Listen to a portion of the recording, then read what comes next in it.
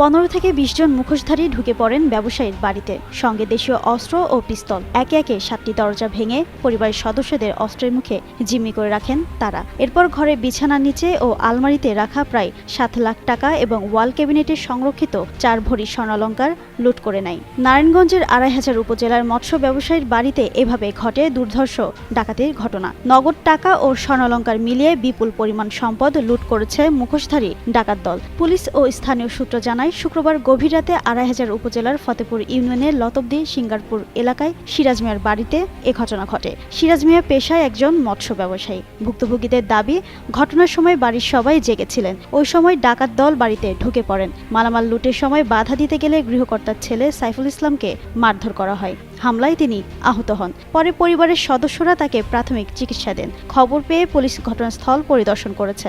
জড়িতদের শনাক্ত ও গ্রেপ্তারে অভিযান চলছে বলে জানিয়েছে পুলিশ।